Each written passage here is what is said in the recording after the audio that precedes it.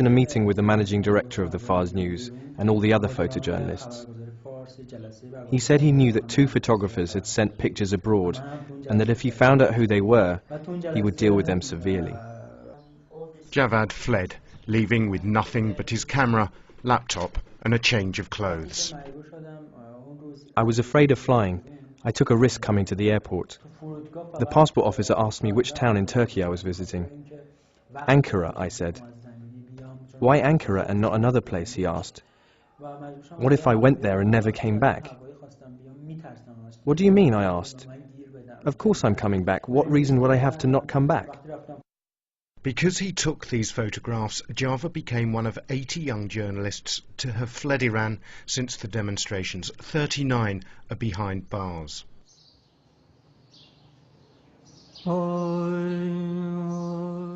And even though Azadi Square has fallen silent, the resistance is far from over. Because now they've been joined by the old guard. The custodians of the revolution are turning too. The current members of the Revolutionary Guard are saying that they have become very disheartened. The situation is becoming unbearable. One of the best places to understand why is here, in the Martyrs' Cemetery just outside of Tehran. This solemn place is where the dead of the Iran-Iraq war lie buried. Millions died. For those that survived, the memory of this war and their sacrifice forms much of their thinking. We have given a lot of blood for the regime. We did not expect it to end up like this. General Mohammad Reza Mahdi is one of these war veterans who rose through the ranks to become a very senior member of the Revolutionary Guard. Up until 2 years ago, General Mahdi served in intelligence. These are his ID cards. Note the Revolutionary Guard insignia in the top right-hand corner. He later headed the powerful Committee for the Protection of the Revolution. It's exceptional for a man like this, with nearly 30 years loyal service, to speak out against the regime. I am simply acting on the promise I made to my martyred brothers and fellow warriors, and the oath we swore together. The regime is witnessing its destruction. The regime is prepared to instill fear and insecurity into the people within Iran in order to ensure its stability. It has got to that stage. The regime is sinking.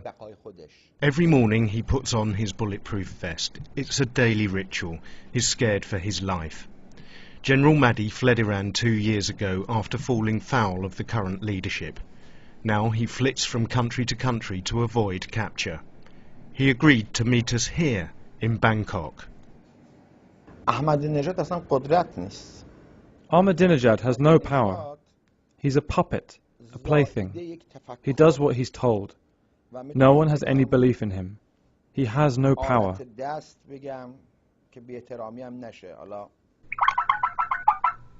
سلام علیکم آقا.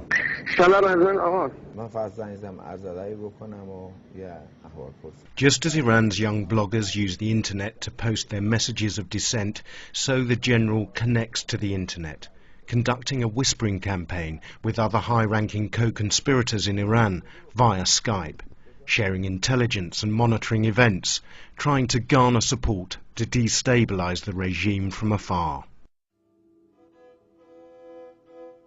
General Mahdi told us that over a third of the Revolutionary Guard are against the regime.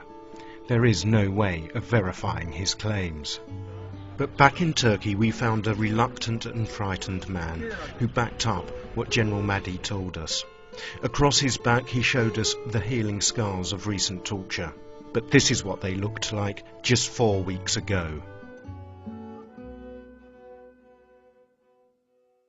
It was a small cell. The ceiling was very low, a maximum of 1.5 meters. It was tiled throughout, so it was easy to clean, because there would constantly be bleeding and blood stains down there. But this man was no student dissenter. He was a loyal son of the regime, a Republican guard, tortured for helping protesters. They used to pretend our loved ones had been arrested and that they were there. You could constantly hear the shouting and screams of torture. The regime has turned on its own. This revolution may have begun with the young, but now the men of the Revolutionary Guard, the conservatives, the custodians of the Islamic Revolution, are turning to stand alongside young men and women who are daring to take on the regime. It's this unholy alliance between young and old that is posing a new threat to the survival of the Islamic Republic.